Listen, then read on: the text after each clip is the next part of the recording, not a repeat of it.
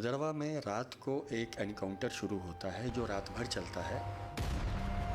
उसमें 7 हमारे सैनिक वीर गति को प्राप्त हो गए थे और जब उनका वो अंतिम संस्कार होना था,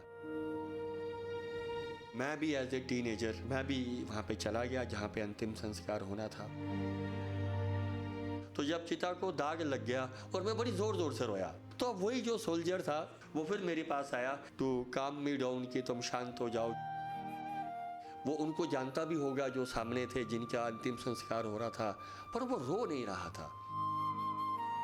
weeping is a luxury denied to many. कई लोग रो भी नहीं पाते। रोना भी एक बहुत बड़े सौभाग्य की बात थी जो उस वक्त मेरे पास थी, उस जवान के पास नहीं थी। हर हफ्ते या 2-3 दिन के बाद कभी रजौरी में, कभी कुपवाड़ा में, कभी किश्तवाड़ में, कभी बारामूला में ऐसी कोई ना कोई खबर आ ही जाती थी। तो मैं भी अखबार में तो पढ़ता ही था कि ये हुआ, फिर वो मुझे दोबारा वो याद आता था कि आज बारामूला में ऐसे किसी का संस्कार हुआ होगा जिसके घर वाले वहाँ पे नहीं होंगे। इस वाली पॉकेट में था और जब बुलेट आई है तो पहले उस पर्स को लगी है, then it has gone inside. No one knows. मैंने एक फैमिली में 5 शहादतें नहीं देखी। For every mother, the sacrifice is the most painful. I live a normal life. मैंने कुछ भी अपना सेक्रीफाइस नहीं किया। 1500 से ज़्यादा फैमिलीज़, भारत का हर एक राज्य और जम्मू का एक आम नागरिक जो पहुंचा हर उस फैमिली तक जिन्होंने एक सुप्रीम सैक्रिफाइस किया है। इस व्यक्ति के पास ना ही कोई गवर्नमेंट जॉब है, ना ही किसी एनजीओ की फंडिंग और ना ही कोई आर्मी रैंक, बस एक ट्रैवल बैकपैक और साथ ही साथ एक संकल्प है। एक संकल्प है कि इन सारी फैमिलीज़ के लिए खड़े रहेंगे, इन तक पहुंचेंगे। ये साल के 11 महीने ऑलमोस्ट ट्रैवल करते हैं विदाउट एनी फंडिंग, हर उस फैमिली के पास पहुंचते हैं। ये फैमिलीज़ उन्हें बस छत या खाना नहीं देती बल्कि अपनी स्टोरीज़ भी सौंप देती हैं। और अगर आप इनकी फेसबुक प्रोफाइल विज़िट करेंगे या सोशल मीडिया हैंडल्स पे विज़िट करेंगे तो आप देखेंगे कोई भी स्पेशल ओकेजन हो, इन फैमिलीज़ के बर्थडेज़ हों, एनिवर्सरीज़ हों, ये ज़रूर पोस्ट करते हैं। इन दिनों पे ये ज़रूर उन्हें याद करते हैं। आज के जो हमारे स्पेशल गेस्ट हैं वो हैं एक great story teller Vikas Manhas. Sir, welcome to our show. Thank you ma'am. मुझे बड़ा अच्छा लग रहा है कि मैं डीडी न्यूज़, जिसको बचपन से हम लोग एक टाइम पे तो एस्पायर ही करते रहे कि देखने को मिलेगा, और आज उसी स्टूडियो में बैठ के बात करना something very precious for me. जी, 1994 में कुछ ऐसा हुआ जिसने आपकी पूरी लाइफ बदल दी। तो I would like to start with the hardest question, क्या हुआ 1994 की उस रात को? मैम, मैं भदरवा को बिलोंग करता हूँ जो डिस्ट्रिक्ट डोडा में आता है, जम्मू कश्मीर में ही। तो 1994 मई का महीना था, एग्जैक्ट डेट तो मुझे याद नहीं है। भदरवा में रात को एक एनकाउंटर शुरू होता है जो रात भर चलता है। उस टाइम पे खैर इन्फॉर्मेशन इतनी इजीली फ्लो नहीं होती थी जैसी आज तक होती है। सुबह तक किसी को नहीं था पता क्या हो रहा है या क्या हुआ। तो सुबह लगभग जब रोशनी होती है, जब लोग अपने घर से बाहर निकलते हैं, एक दूसरे से बात करते हैं, तो ये पता चलता है कि पनेज्जा एक गांव है वहाँ पे, उसके पास एक आर्मी का पिकेट था विच वॉज एम्बुश्ड, और उसमें 7 हमारे सैनिक वीर गति को प्राप्त हो गए थे। अब ये 1994 की बात है, तो मैं आपके माध्यम से एक और बात कहना चाहूँगा कि उस टाइम पे जो मार्टल रिमेन्स हैं या पार्थिव शरीर है वो घर नहीं आता था जैसे हम आज की तरह देखते हैं। तो उनका जो अंतिम संस्कार जो भी होता था वो युद्ध भूमि में ही कहीं आगे पीछे हो जाता था। अब ये जैसे घटना 1994 की ही है, तो उन सब का भी जो अंतिम संस्कार है वो भदरवा में ही हुआ। और जब उनका वो अंतिम संस्कार होना था तो लोकल एडमिनिस्ट्रेशन, पुलिस, आर्मी के तो लोग थे ही, तो जितने गांव के लोग थे almost everyone was part of that.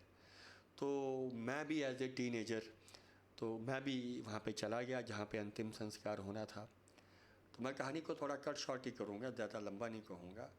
तो जब वो अंतिम संस्कार की प्रक्रिया सारी शुरू हो रही थी, जैसे कुछ हिंदू रिचुअल्स का भी कुछ होना था, कुछ मिलिट्री सेरेमोनियल थिंग्स होनी थी, वो जो सब ये प्रोसेस चल रहा था, तो तब मेरे एक मन में ख्याल आता है कि कई बार मेरी फैमिलीज़ में भी ऐसी सिचुएशन उत्पन्न होती है कि अब किसी का क्रीमेशन होना है, और many times the cremation is delayed.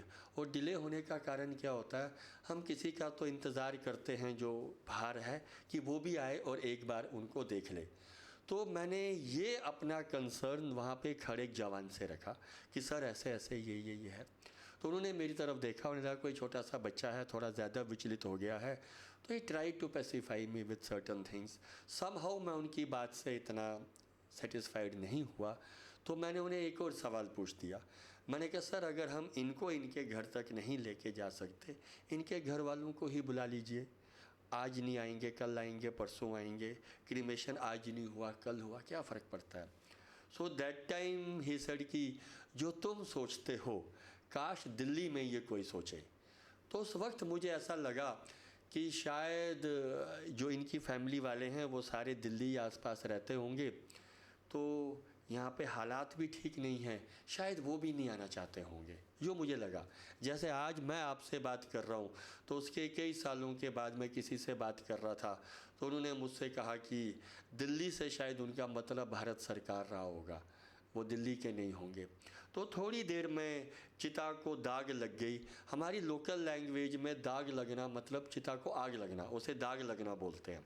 तो जब चिता को दाग लग गया तो ना शायद उस पूरी गैदरिंग में एक मैं ही था जो रोना शुरू हो गया, और मैं बड़ी ज़ोर ज़ोर से रोया, एक बड़ा I just burst into the tears. तो अब वही जो सोल्जर था, इतनी दूरी पे था जैसे आप थे, वो फिर मेरे पास आया। ही जस्ट ग्रैब्ड मी टू काम मी डाउन कि तुम शांत हो जाओ, चुप हो जाओ, जैसे होता ही है। तो उस वक्त मेरा और उसका बड़ा क्लोज आई कांटेक्ट हुआ, जैसे मैं आपकी आंखों को देख रहा हूँ। अगर मैं एक अच्छा आर्टिस्ट होता तो मैं वो शायद आंखें अभी भी ड्रॉ करके आपको दिखा सकता था। मेरा कहने का मतलब है वो मुझे अभी भी याद है, बड़ी बड़ी थी, लाल थी, भरी हुई थी। वो उनको जानता भी होगा जो सामने थे, जिनका अंतिम संस्कार हो रहा था, पर वो रो नहीं रहा था।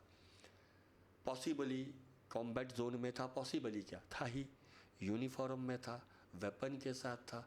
उसकी अपनी सुरक्षा, मेरी सुरक्षा और उन सब की जो वहाँ पे लोग थे उनकी सुरक्षा की जिम्मेवारी उसकी थी। जो लोग एक रात पहले स्ट्राइक किए थे वो अभी भी वैली में थे, कभी भी कुछ भी हो सकता था, पर मैं रो रहा था, मैं तो जानता भी नहीं था किसी को। So that time I learn a lesson of my life, जो मैं आपके माध्यम से शेयर करना चाहूँगा कि weeping is a luxury denied to many. कई लोग रो भी नहीं पाते। रोना भी एक बहुत बड़े सौभाग्य की बात थी, जो उस वक्त मेरे पास थी, उस जवान के पास नहीं थी। तो जब शमशान भूमि से फिर हम घर की तरफ आ रहे थे, तो जब मैं घर की तरफ मैं भी आ रहा था, तब मुझे ऐसा लगा कि मुझे इन लोगों के घर जाना चाहिए और मुझे इन्हें बताना चाहिए कि मैंने लास्ट में क्या देखा, मैंने क्या सुना या क्या हुआ था, क्योंकि मैं तो भद्रवा में ही था। तो बस वहाँ से ये एक आइडिया जनरेट हुआ, पर मुझे उनका कभी कुछ मिला ही नहीं। तब मीडिया भी इतना ओपन नहीं था, चीज़ें इतनी होती नहीं थी। ये खबर हर अखबार में तो थी, पर खबर मोस्टली ऐसी ही थी कि soldiers ambushed, 7 killed, situation tense, reinforcement sent. किसी का नाम नहीं था, किसी का एड्रेस नहीं था, कुछ भी नहीं था। सो जो आपने पूछा कि कैसे शुरू हुआ, क्या था, so this was the beginning of that idea. तो उसके बाद आप कुछ सालों के बाद आपने शुरुआत करी कि इन फैमिलीज़ को मिलेंगे आप। अगर मुझे उन 7 के बारे में मान लो तभी कोई जानकारी मिलती और वो मेरी विद इन रीच होता, तो शायद मैं तभी जाता, पर वो हुआ नहीं, ऐसा कुछ पॉसिबिलिटी हुई नहीं। लेकिन उसके बाद उन दिनों में पूरे जे.एंड.के में हालात अच्छे नहीं थे, जैसे आज तो काफ़ी अच्छे हैं। तो हर हफ्ते या 2-3 दिन के बाद कभी राजौरी में, कभी कुपवाड़ा में, कभी किश्तवाड़ में, कभी बारामूला में ऐसी कोई ना कोई खबर आ ही जाती थी। तो मैं भी अखबार में तो पढ़ता ही था कि ये हुआ, तो मुझे ऐसा फिर मुझे दोबारा वो याद आता था कि आज बारामूला में ऐसे किसी का संस्कार हुआ होगा जिसके घर वाले वहाँ पे नहीं होंगे, कुछ ऐसा हुआ होगा, आप समझ रहे हो। तो मैं ये नहीं कहूँगा कि वो खबरें मुझे प्रिक करती थी, प्रिक तो नहीं करती थी, मुझे हॉन्ट भी नहीं करती थी, बट वो मुझे दोबारा उस चीज़ को ना रिफ़्रेश करती थी जो मैंने देखा था। तो मुझे दोबारा लगता था कि मुझे जाना चाहिए, पर जाऊँ कहाँ, फॉर वट एवर रीजन्स वैसा कुछ भी नहीं था। उसके 5 साल के बाद 1999 जब कारगिल का युद्ध हुआ, जो कारगिल में लड़ा गया। एक तो मैं थोड़ा बड़ा हो गया था, दूसरा उस टाइम पे इलेक्ट्रॉनिक टीवी मीडिया आ गया था, और वो लड़ाई मैंने और पूरे हिंदुस्तान ने उस वक्त समझो अपने कमरे में बैठ के देखी। पूरा दिन टीवी चैनल्स पे यही चलता था, ये हो रहा है, वो हो रहा है, पूरा दिन। और जो न्यूज़पेपर्स भी थे वो बड़ा डीपली हर चीज़ को कवर करते थे। और एक और बात, जो पार्थिव शरीर थे, मॉर्टल रिमेन्स थे, वो भी घर आना शुरू हो गए थे। तो मुझे अभी तक वो डेट याद आती, शायद 29 या 30 मई था। बटालिक सेक्टर में 1 बिहार का फर्स्ट कांटेक्ट जो पाकिस्तानियों के साथ हुआ था, जिसमें सारे लोग मारे गए थे except 1।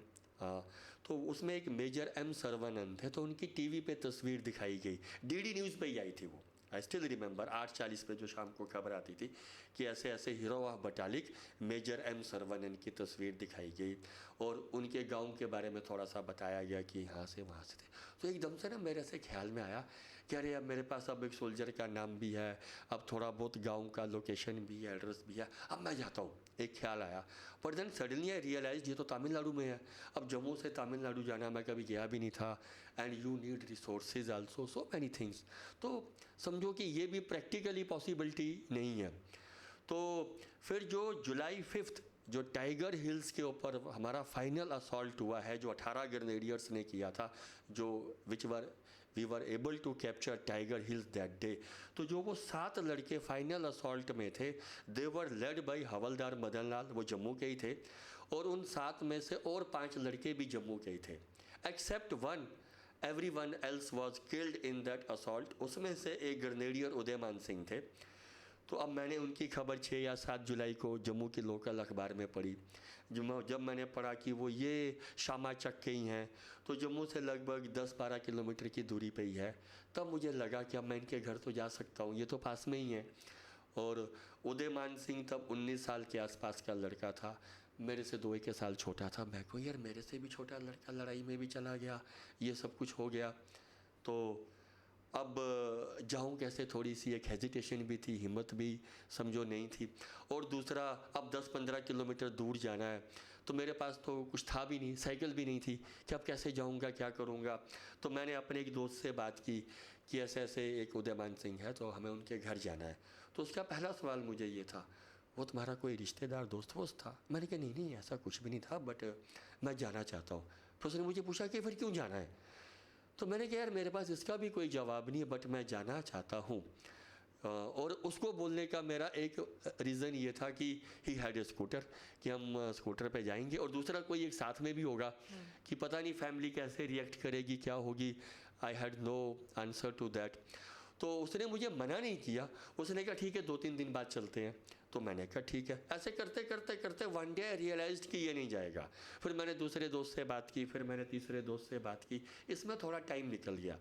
Then one day I realise शायद कोई नहीं जाएगा। फिर अब मुझे एग्जैक्ट मंथ या डेट याद नहीं है, पर प्रोबेबली अक्टूबर या नवंबर का अर्ली जो विंटर्स का टाइम था 99 का। तो मैंने खुद से हिम्मत की कि मैं जाता हूँ। तो मैं जैसे तैसे शामा चक तक पहुँच गया। तो जिस पहले ही इंसान को मैंने पूछा कि मुझे उदयमान सिंह के घर जाना है, तो उसने कहा ये रहा घर उनका। तो मैं उनके घर चला गया। अब गांव का घर में गेट वेट तो तब नहीं था, कुछ भी नहीं था, एक ऐसे दरवाज़ा ही था जो सीधा कमरे का ही था। तो मैंने जाके उस दरवाज़े को नॉक किया। एक छोटी सी लड़की में भी 14-15 साल की थी जो दरवाज़े पे आती है। अब उसने मुझे पूछा आप कौन हो, क्यों हो?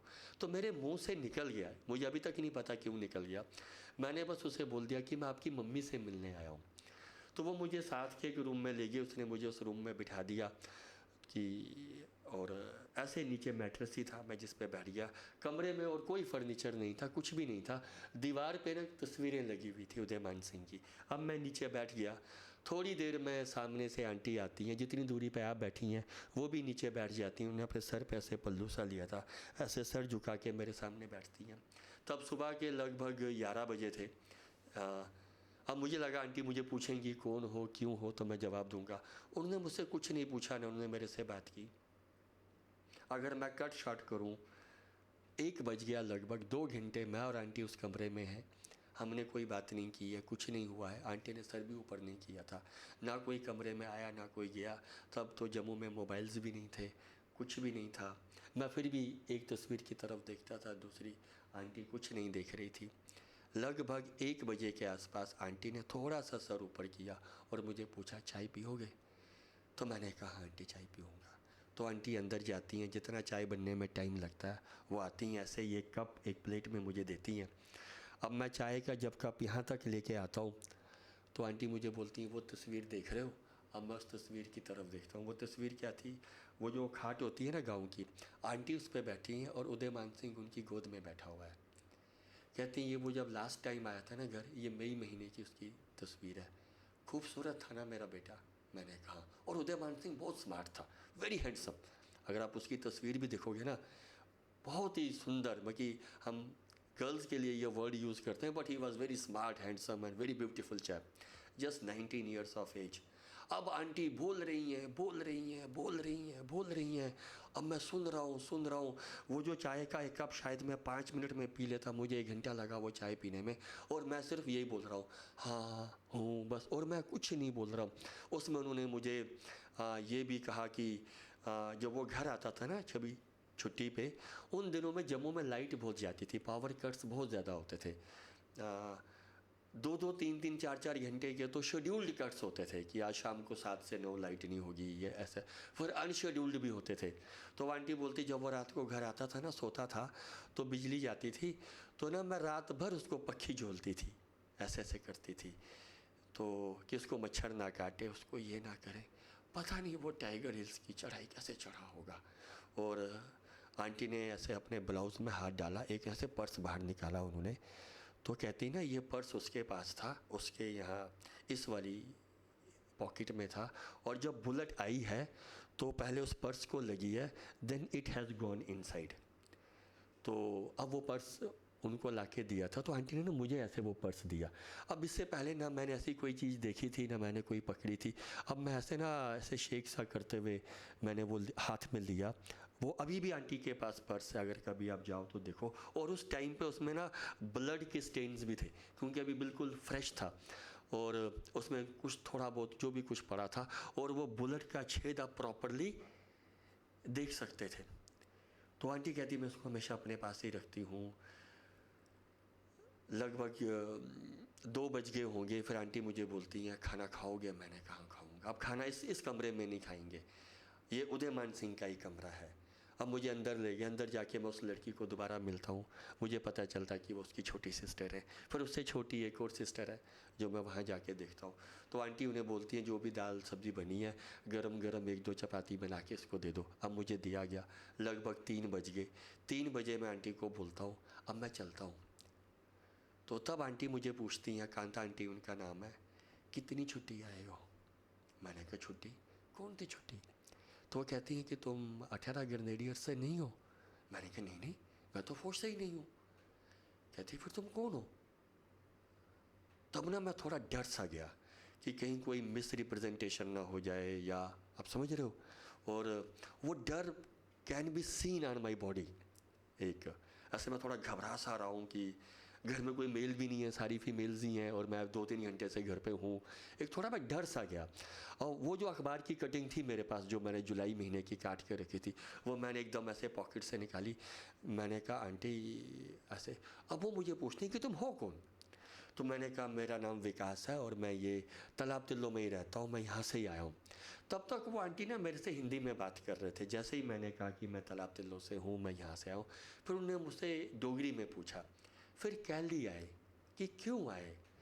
अब मैंने कहा, आंटी कोई काम नहीं था, कुछ भी नहीं था, मैं बस आपको देखना चाहता था, आपको मिलना चाहता था। और ना मैं ऑलमोस्ट शिवर कर रहा हूँ, घबराया हुआ हूँ। तो आंटी पास आई, शी जस्ट ग्रैब्ड मी, उन्होंने बड़ी बड़ी ज़ोर से मुझे हक किया। उन्होंने अच्छा किया, फिर आना। So that was my first meeting. तो उससे लेके अभी तक मैं जितना भी कम उनके घर गया होऊंगा ना, तो it should be more than 100 times.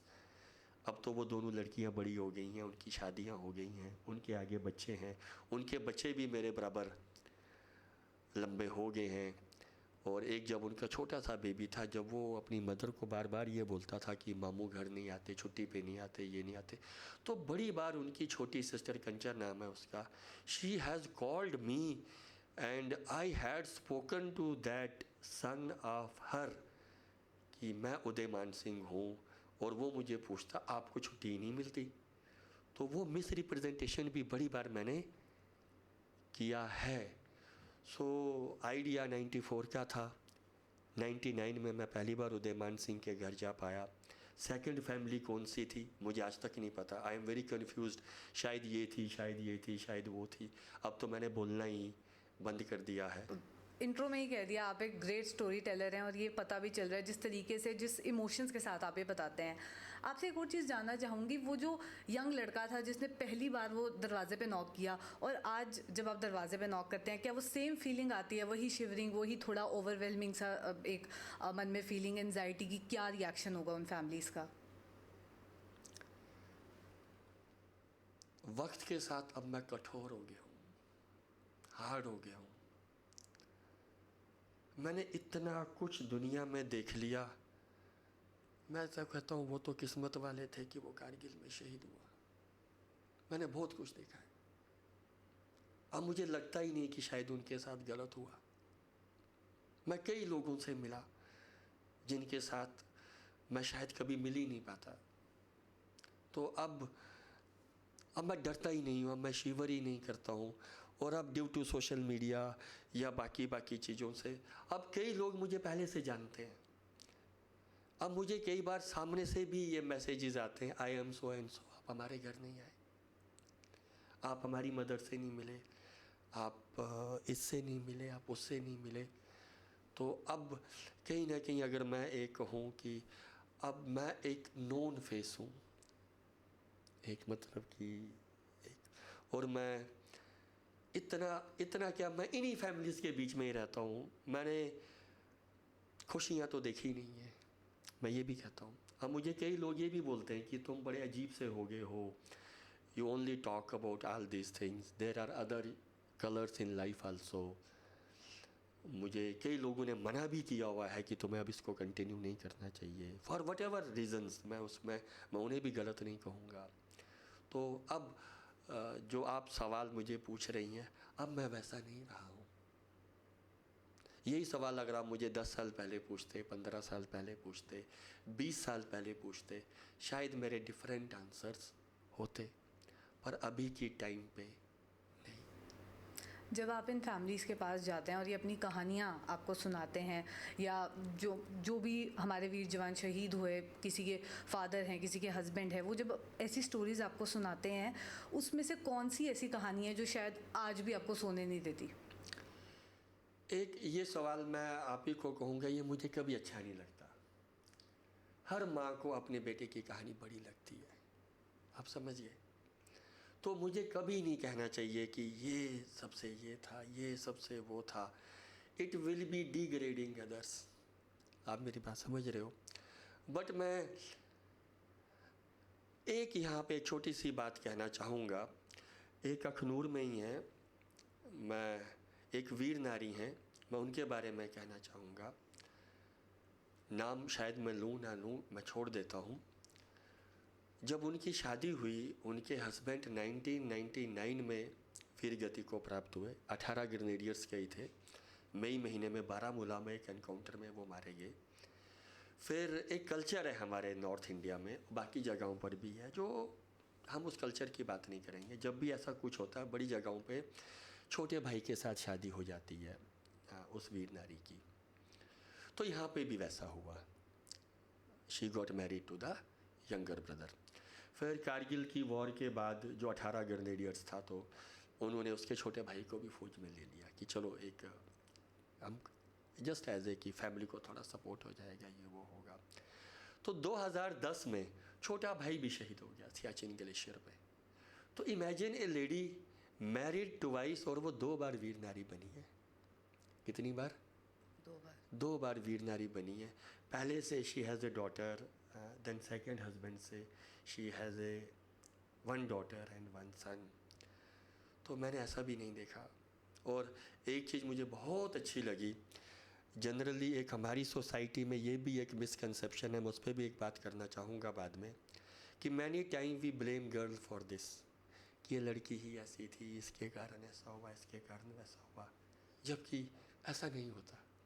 एक तो आपके लड़के के पैशन के कारण, आपके लड़के की पैट्रियाटिज़म के कारण, आपके लड़के की देशभक्ति के कारण, आपके लड़के की डेडिकेशन के कारण और उसकी सेक्रीफाइस के कारण ये लड़की विधवा हो गई। इसमें इसका क्या कसूर है? इसने तो उसको लड़ाई में नहीं भेजा था, आप समझ रहे हो? मैं बट वी ब्लेम दैट। अब यहाँ पे तो 2 बार हो गया, सेम गर्ल। बट जो उनके फादर हैं, मैं रियली उनको बहुत एडमायर करता हूँ। आज भी डॉटर इन लॉ अपने फादर इन लॉ के साथ ही रहती है, आज भी वो उन्हीं के साथ रहती है, बड़े ऑनरेबली रहती है।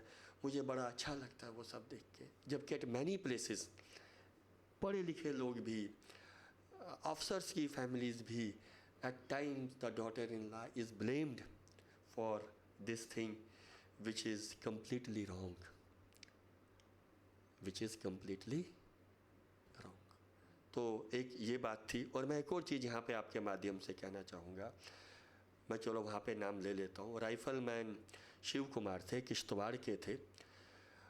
हमने उनको 2018 में कश्मीर में शायद कुलगाम में खोया, तो उन्हें शौर्य चक्र से भी सम्मानित किया गया। तो मैं उनकी वाइफ से मिला 1-2 बार, किश्तवाड़ में ही मिला।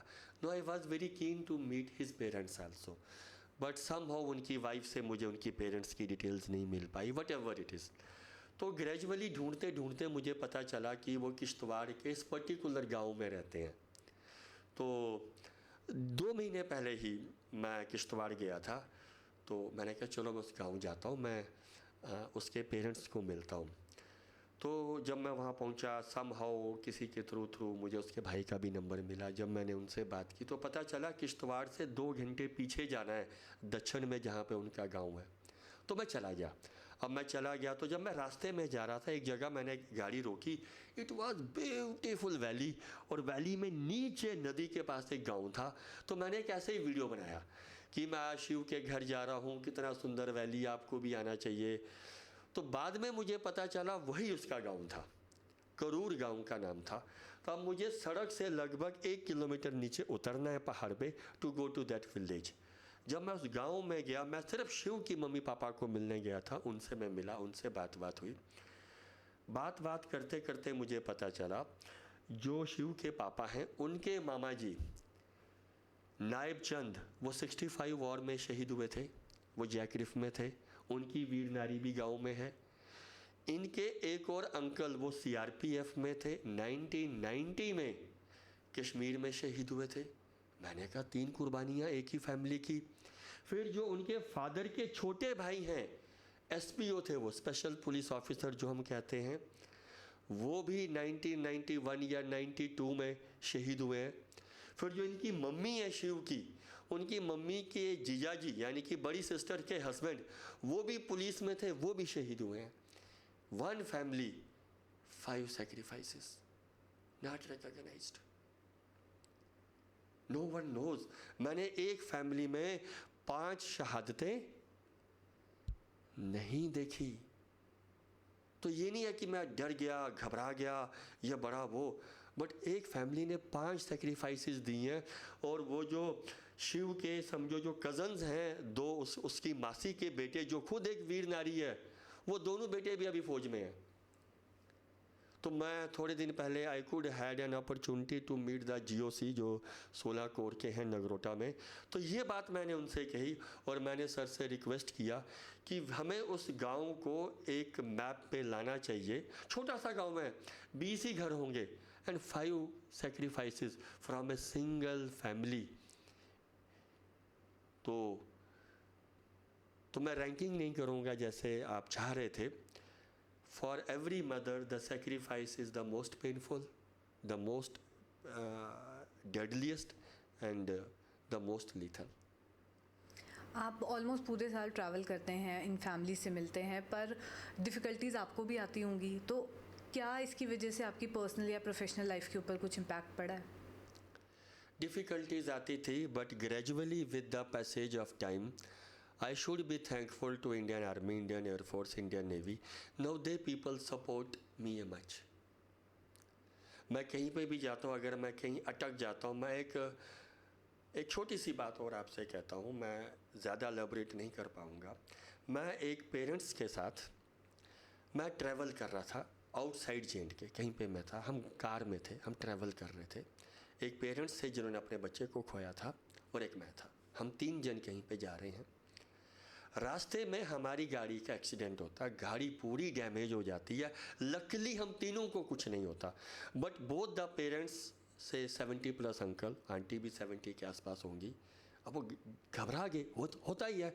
अब हम एक अनजान जगह पे हैं, सड़क पे हैं, गाड़ी पूरी ख़त्म हो चुकी है पर हमें लगी नहीं है। अब मैं भी घबरा चुका हूँ, क्या करें क्या ना करें, आप समझ सकते हो। तो मैंने अपना फ़ोन लिया, तो मैंने just I randomly called one colonel साहब। मैंने कहा सर मैं ऐसे ऐसे यहाँ पर हूँ, मेरे साथ सो एंड सो है, हमारी गाड़ी के साथ एक्सीडेंट हो रखा है, हम सड़क पे हैं और अंकल आंटी भी घबरा चुके हैं, होता ही है। They both are BP patients, बाकी चीज़ें। अब मुझे भी समझ नहीं आ रही मैं क्या करूँ, अब व्हाट टू डू। तो उन्होंने मुझे कहा कि अपना लोकेशन भेजो, मुझे कहाँ पर है। और वो officer he is in north east, मैं किसी और नॉर्थ इंडिया में हूँ। तो इन 5 minutes he called me back, he said कि आपकी इस जगह से 40 किलोमीटर की दूरी पे नियरेस्ट इंडियन आर्मी की रेजिमेंट है, we have informed them, they will be calling you. इतने में मुझे कॉल आने लगा, तो मैंने कहा मुझे एक अननोन नंबर से कॉल आ रहा, शायद ये वही होंगे। कहता स्पीक टू देम। उस यूनिट के एक ऑफिसर का मुझे फ़ोन आया कि I am so and so, मुझे मेरे CO साहब ने आपसे बात करने को कहा है, आप अपनी लोकेशन हमें भेजिए, stay there, we are coming there. मैं वहीं पे रहा, लगभग आधा पौना घंटा लगा, उनकी गाड़ी वहाँ पे आई।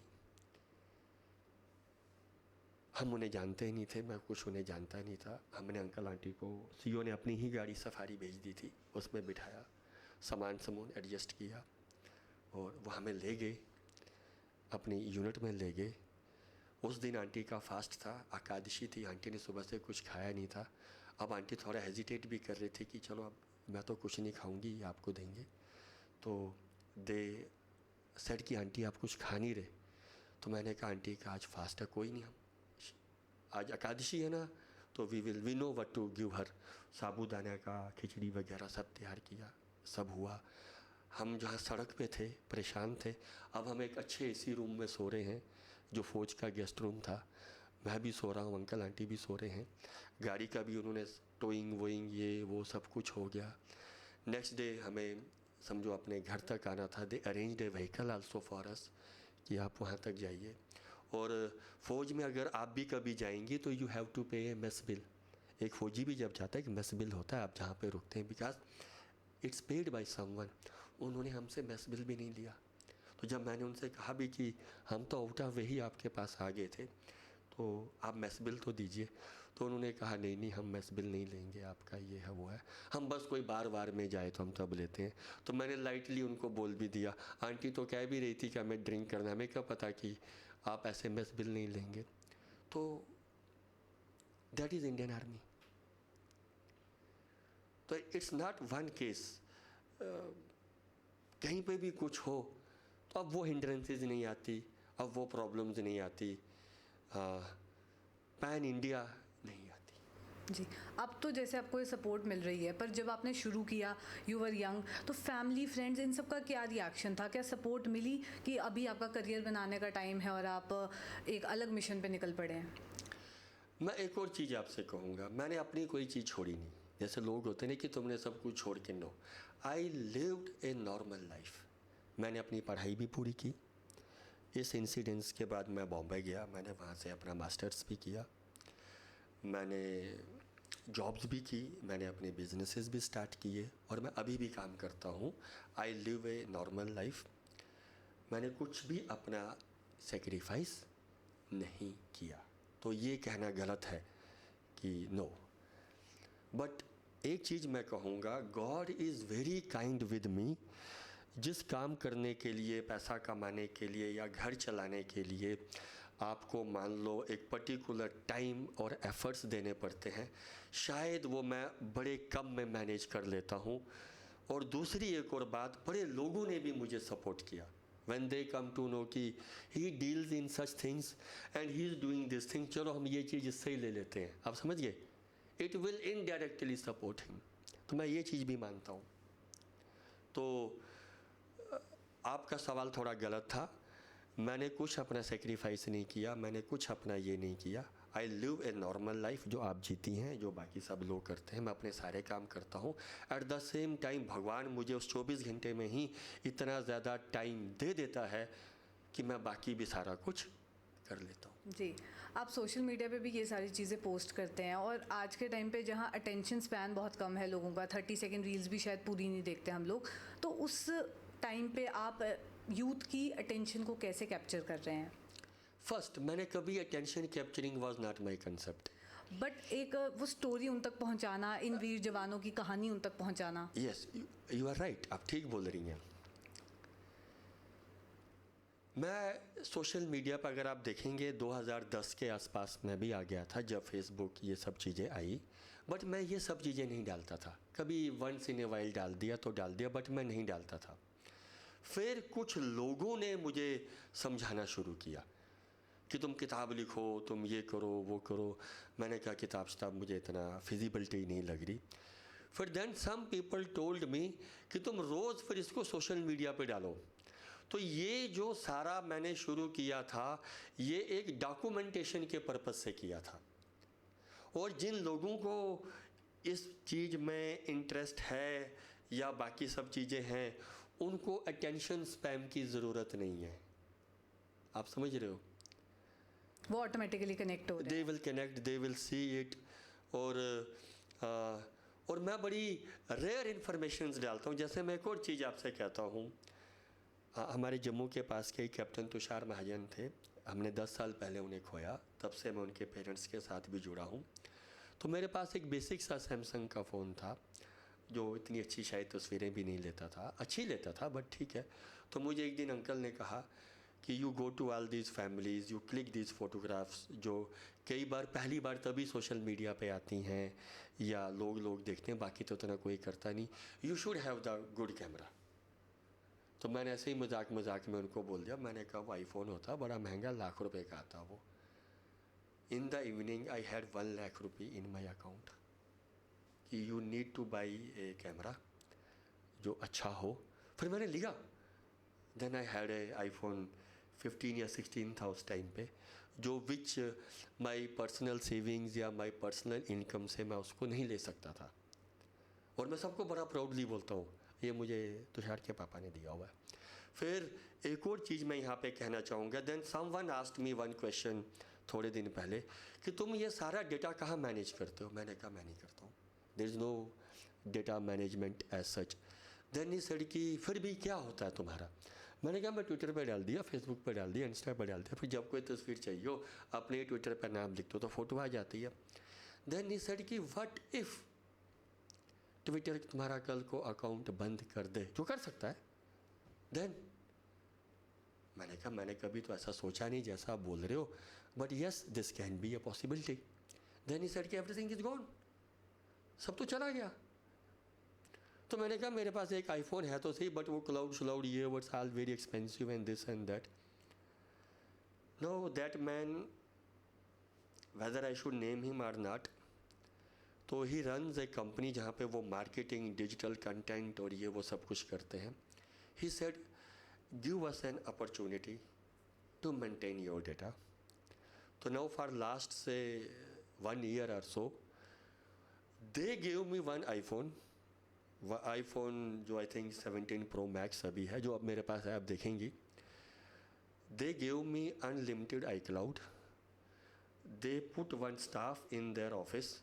मैं रोज़ उसमें तस्वीरें खींचता हूँ जो आई क्लाउड पे जाती हैं, उनके सर्वर पे जाती हैं।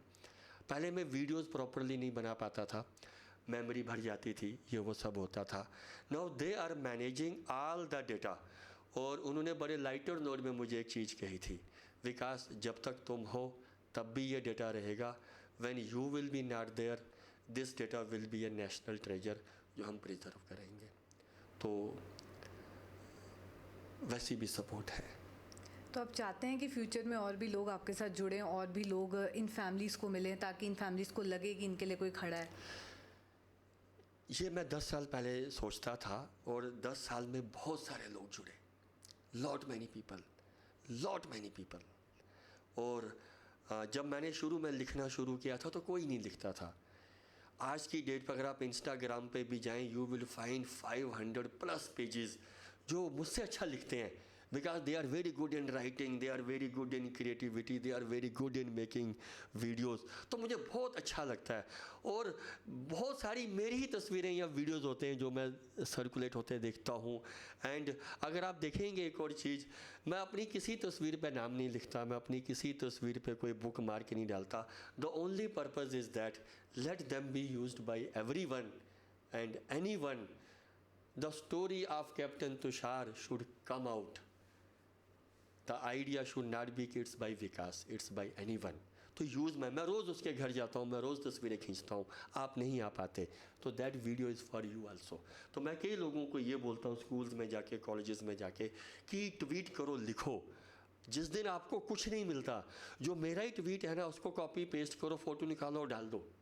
मैं सबको ये बोलता हूँ, देयर इज़ नो कॉपीराइट। मैं आपके माध्यम से भी ये चीज़ सबको बोल रहा हूँ, हर एक को बोलूँगा कि प्लीज़ राइट। जैसे किसी अगर बड़े फिल्म स्टार का या क्रिकेटर का जब जन्मदिन आता है ना, वो ट्रेंड करता है क्योंकि लाखों लोग उसको लेके लिखते हैं। I am not jealous of that, होना चाहिए, the people have achieved these things in life. But मैं चाहता हूँ कि कोई दिन ऐसा भी आए जैसे कैप्टन तुषार महाजन का बर्थडे और वो ट्रेंड हो। वो तभी होगा जब 50 लाख आदमी एक साथ कैप्टन तुषार महाजन का ट्वीट करेंगे। आप मेरी बात समझ रहे हो? तो मैं हर एक को एनकरेज करता हूँ कि कुछ नहीं मिलता, मेरा कॉपी पेस्ट करो, लिखो, फ़ोटो डालो। तो इस यात्रा में बहुत सारे लोग मेरे साथ जुड़े और हमने बड़ी सारी वीर यात्राएं भी की, जहाँ पे मैं 4 लोग, 5 लोग, 10 लोग, 15 लोग, 20 लोग लेके हम 4-5 दिन की यात्रा पे निकले और हम बहुत से लोगों के साथ मिले। और अभी सेम ऐसी मेरी यात्रा, जैसे अभी मैं चेन्नई जा रहा हूँ, उसके बाद in South India, in Bangalore we are meeting. काफ़ी सारी फैमिलीज़ हम इकट्ठी होंगी और हम वहाँ पे कुछ करने की कोशिश करेंगे जो इन नेक्स्ट फ्यू डेज़ हम शेप अप करेंगे। तो ऐसा होता है। तो मैं आपके माध्यम से ये कहूँगा, कोई भी आना चाहे, जाना चाहे, मिलना चाहे, कुछ करना चाहे, दे आर मोस्ट वेलकम। जी, आखिर में आपसे जानना चाहेंगे, क्या कोई ऐसा पॉलिसी चेंज आप चाहते हैं कि गवर्नमेंट करे जो इन फैमिलीज़ के लिए भी बेनिफिशियल हो? यस, मैं थोड़ा सा टाइम लूँगा ये एक्सप्लेन करने में। पहले we need to know the policies. जब 65 की वार हुई थी, 62 की हुई थी, 71 की हुई थी, तब कुछ भी नहीं होता था, तब कुछ भी नहीं होता था। जैसे एक फ्लाइंग ऑफिसर थे Iyer, when we lost him in 1965, उनकी जो वाइफ थी, she was just 22-23 years of age, pregnant that time. तो उन्हें कुछ भी नहीं मिला, तब होता ही नहीं था, there was no policy that time. तो बाद में चलते चलते चलते चलो वो बड़ी दूर आ गई। तो 71 की जब वॉर हुई तो उस टाइम पे हमारे प्रेसिडेंट थे वीवी गिरी। तो उनकी एक यंग डॉटर इन लॉ उस टाइम पे थी मोहिनी गिरी। तो president told his daughter in law to go across India and meet the वीर नारीज। और मुझे बताओ, तो मोहिनी गिरी जी उस टाइम पे शायद वो भी यंग रही थी, शी ट्रेवल्ड अक्रॉस इंडिया। चलो, being a president daughter in law, she get access to all the places. वो कई वीर नारियों से मिली और उन्होंने आके फिर सरकार को बताना शुरू किया, ये होना चाहिए, ये होना चाहिए, ये होना चाहिए। और आज जितना वेलफेयर हम जो कहते हैं फौज में, उसकी कहीं ना कहीं नींव उन्होंने ही रखी। फिर ग्रेजुअली धीरे धीरे धीरे धीरे धीरे धीरे चीज़ें शेप अप होती गई। अगर मैं प्रेजेंट पॉलिसी की बात करूं, वो मैं आपसे कहना चाहूँगा, अगर आज दुर्भाग्यवश हमारा अगर कोई सोल्जर शहीद होता है आज की डेट पे, तो उसकी वाइफ को ना उसकी फुल सैलरी मिलती है, पेंशन नहीं मिलती, फुल सैलरी मिलती है, उस पर टैक्स भी नहीं लगता। ये मैं जस्ट आपको बता रहा हूँ। उसके बच्चे हैं, उनकी पूरी पढ़ाई टेकन केयर टिल ग्रेजुएशन, 2 बच्चों तक वो होता है, उसको मेडिकल का सब कुछ मिलता है। और वो जिस स्टेट की है, स्टेट भी कंपनसेशन देता है, स्टेट जॉब भी देता है, ये सब कुछ होता है, provided the soldier is skilled in action, जिसको हम बैटल कैजुअलिटी कहते हैं, और उस पेंशन को हम लिबरलाइज्ड पेंशन बोलते हैं। इन केस सोल्जर की हार्ट अटैक से डेथ हो जाए, बीमारी से डेथ हो जाए या किसी और चीज़ से डेथ हो जाए, फिर उसको तो हम पहले थोड़े सालों के लिए एनहांस्ड पेंशन देते हैं विच इज़ जस्ट 50%। फिर 10 साल के बाद जब उसका 3 साल का बच्चा 13 साल का होता है, उसके खर्चे बढ़ जाते हैं, तब हम उसको सिर्फ ऑर्डिनरी पेंशन 30% पर लेके आते हैं। और उस वाले केस में उस लड़की को स्टेट कंपनसेशन नहीं मिलता, स्टेट जॉब नहीं मिलती, स्टेट ऑनर्स नहीं मिलते, कुछ नहीं मिलते। तो मैं यहाँ पे एक चीज़ आपके माध्यम से कहना चाहूँगा कि जब एक लड़का, अब खैर लड़कियाँ भी घर से यूनिफॉर्म पहन के they come out to defend me you, और फिर वो वापस घर नहीं आते for whatever reasons, it can be a bullet, it can be a bomb blast, it can be aircraft crash, it can be उसने सुसाइड किया, it can be a murder, it can be heart attack, it can be anything, the loss for the family is the same. Am I right? उसकी wife का तो loss same है ना, उसकी mother का तो लॉस सेम है। अब आप उसे आके कोई भी कहानी सुना दो कि ये हुआ, उसे क्या पता। तो जब आप वेलफेयर करते हो तो वेलफेयर में आप इतना डिफरेंशिएशन मत रखो, थोड़ा एक मिडल सा रखो, या तो फिर उसको वर्ड वेलफेयर यूज मत करो। ठीक है। दूसरा पॉइंट मैं यहाँ पे कहना चाहूँगा, अब हर जगह पे सोल्जर की शादी नहीं हुई होती, ही इज़ यंग अनमैरिड, जैसे कैप्टन तुषार महाजन थे, तो उस केस में क्या होता है, the parents get 70% of the salary, they get all the benefits, medical and other things, और अगर सिंगल पेरेंट हो तो दे गेट 60%। अब प्रॉब्लम कहाँ पे आती है, जहाँ पे सोल्जर की शादी हुई है, उसके पेरेंट्स भी हैं और ये है, वहाँ पे पेरेंट्स आर लेफ्ट ओवर, तो वो नहीं होना चाहिए। वहाँ पे हम कहते हैं कि पेरेंट्स का डिपेंडेंसी होना चाहिए, उनका इनकम 9,000 महीने का होना चाहिए। आज की डेट पे जो मिनिमम वेजेस एक्ट हैं उसमें भी 9,000 नहीं बनता, एम आई राइट? तो आप कहाँ से लाओगे वो आदमी जिसकी 9,000 ही सैलरी है? उनको हम कैंटीन का कार्ड भी नहीं देते, कैंटीन का कार्ड देने में जा क्या रहा, वो तो अपने पैसों से ही सामान खरीदेंगे, उसमें हम ECHS कार्ड भी नहीं देते। तो ये थोड़ी सी चीज़ें हैं। और लास्ट में मैं कहना चाहूँगा, एज आई एम इन जम्मू, जैसे जम्मू के जो पहले लड़के जम्मू से बाहर शहीद होते थे आउटसाइड जम्मू, तो उनको स्टेट कंपनसेशन नहीं मिलता था, उन्हें कुछ नहीं मिलता था। I am thankful to this present lieutenant governor, इन्होंने उस चीज़ को चेंज किया, अब मिलने लगा है। लेकिन उनकी पॉलिसी के चेंज होने के जो पहले के थोड़े से हैं उन्हें कुछ नहीं मिला, तो मैं गवर्नर साहब से रिक्वेस्ट करूँगा कि उन्हें भी कहीं ना कहीं अकोमोडेट करें। नंबर 2, SPOs की हमने बात की थी, SPOs जो पुलिस में आते थे, तो SPO जब एक लड़का एनकाउंटर में मारा जाता है उन्हें कुछ नहीं मिलता, क्योंकि सैलरी ही नहीं होती तो पेंशन कहाँ से बनेगी। मैं उनको लेके भी अक्सर बड़ी बात करता था, बट दिस गवर्नर ने उनकी फैमिलीज़ को भी जॉब्स देनी शुरू की। तो मैं आपके माध्यम से I am thanking him also कि I am thankful to you sir, आपने उनकी फैमिलीज़ को भी एक जॉब दी जिनको 26-30 साल तक किसी ने रिकॉग्नाइज नहीं किया। तीसरी एक मैं चीज़ करूँगा, कारगिल के युद्ध में पोर्टर्स थे जो फौज के साथ लड़े, ऊपर गए, जितने हमारे कई जवान आज अगर बचे हैं तो वो ज़ख्मी जवान उसने अपनी पीठ पे नीचे लाया, और कई वो जो ख़त्म हो गए थे उनको भी नीचे लेके आए। लगभग 3,500-4 हज़ार जम्मू से पोर्टर्स थे, उनको हमने आज तक कुछ भी नहीं दिया। उनमें से 5 पोर्टर जम्मू के ख़त्म हो गए, 3 एक ही घर के थे। एक उसमें से पोर्टर श्याम सिंह है, उसको SRO 43 में भी जॉब नहीं मिली। प्रधानमंत्री आवास की स्कीम आई कि घर पक्के करके देंगे, वो घर भी पक्के नहीं कर पाए, उसके माता पिता हैं। गवर्नर साहब इनके लिए कुछ करिए, आपने जहाँ इतना कुछ किया।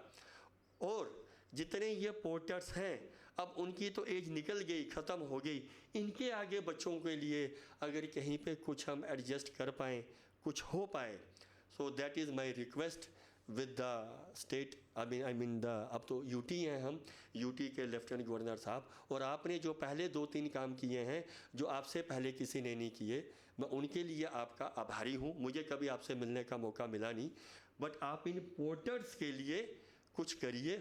और मैं आपके माध्यम से लास्ट में एक चीज़ कहना चाहूँगा, मैं अभी नगरोटा भी गया था, जब मेरी कोर कमांडर साहब से इन पोर्टर्स को लेके बात हुई, सो दे हैव एग्रीड कि अपने लेवल पे फ़ौज जो भी कुछ पोर्टर के लिए कर पाएगी वो करेंगे। तो अभी भी मैं उसी मीटिंग से नगरोटा से सीधा आपके पास आया हूँ। एंड लास्ट जो 7 लड़के ये पोर्टर्स थे जो लड़ाई में मारे गए, तो द्रास में जो वॉर मेमोरियल है कारगिल का, तो मैं चाहता हूँ कि वहाँ पे भी उनके नाम आए। तो मैं वहाँ पे भी ब्रिगेडियर साहब से मिल के आया हूँ, वो 7 नाम की लिस्ट मैं उनको दे के आया हूँ। आई एम ऑप्टिमिस्टिक कि इनके नाम भी वहाँ वॉर मेमोरियल पे लिखे जाएंगे। सर, आप इतनी फैमिली से मिलते हैं, किसी फैमिली का कोई इशू जो आप हमारे साथ शेयर करना चाहें आज? चलो, एक इशू है जो मुझे लगता है मुझे शेयर करना चाहिए। वो पर्टिकुलरली किसी एक फैमिली का नहीं है, बट खैर एक फैमिली ने मुझे कहा था, but it's a very generic issue. अब 71 वॉर में we lost lot many army officers, और एयरफोर्स की भी बड़ी कुर्बानियाँ हुई थी। और एयरफोर्स के ना मैक्सिमम जो ऑफिसर्स थे, अब वो अकेले ही जाएंगे एयरक्राफ्ट लेके पाकिस्तान में जाएंगे, और उसमें से बड़े सारे POW भी हो गए, प्रिजनर्स ऑफ वॉर। जैसे उनका जहाज़ पाकिस्तान में क्रैश हो गया, दे जस्ट इजेक्टेड, तो पकड़े गए, ऐसा बड़ा कुछ हुआ। तो नाम शायद मैं ना लूँ, तो मैं एक एयरफोर्स की एक वीर नारी से मिला। अब वीर नारी कहूँगा मैं उन्हें भी। जब मैं उनसे बात कर रहा था ये वो, तो कुछ बातें हुई। Then she said one thing to me कि विकास यार, तुम उन सबसे मिलते हो। No, she knew the other ये आर्मी वाइफ्स आल्सो जिनसे मैं मिलता हूँ, वो कॉमन फ्रेंड्स हैं सारे। वो जो आर्मी वाली वाइफ्स हैं, वो हर साल अपनी यूनिट में जाती हैं, रेजिंग डे पे जाती हैं, they go to their other things. तो मैं 71 के बाद ना कभी अपने स्क्वाड्रन में नहीं गई हूँ। मुझे पता ही नहीं है कि मेरी स्क्वाड्रन कहाँ पर है, वो क्या फ्लाई करती है, आज उसका CO कौन है कौन नहीं है। उन बाकी वालों को देखो, उनको सब पता है। तो ये मैं आपके माध्यम से इंडियन एयरफोर्स को कहना चाहूँगा कि reach out to your families. एक आपका कल्चर थोड़ा अलग है, आई डू एग्री, बट हम कर सकते हैं, मुश्किल नहीं है। जी, thank you so much sir, आपने हमें टाइम दिया और ये स्टोरीज़ हम तक पहुंचाई, सारे लोगों तक पहुंचाई, जो कि बहुत ज़्यादा इंपॉर्टेंट भी था। Thank you so much. Thank you ma'am. तो ये थे हमारे आज के स्पेशल गेस्ट विकास मनहास जी, जो खुद तो सोल्जर नहीं हैं पर हर एक सोल्जर के स्टोरी टेलर ज़रूर हैं। उम्मीद करते हैं आपको ये प्रोग्राम पसंद आया होगा, और अगर इस प्रोग्राम में कोई भी बात आपको छू गई हो तो ज़रूर इसे शेयर करें, ज़्यादा से ज़्यादा लोगों तक पहुंचाएं। और इस प्रोग्राम में जितने भी वीरों के नाम हमने लिए हैं, कोशिश करें उनको ढूंढें, उनकी फैमिलीज़ को ढूंढें, या आपके आसपास कोई शहीद हुआ है उनकी फैमिलीज़ तक पहुँचे, ताकि उन्हें भी लगे उनके लिए कोई खड़ा है।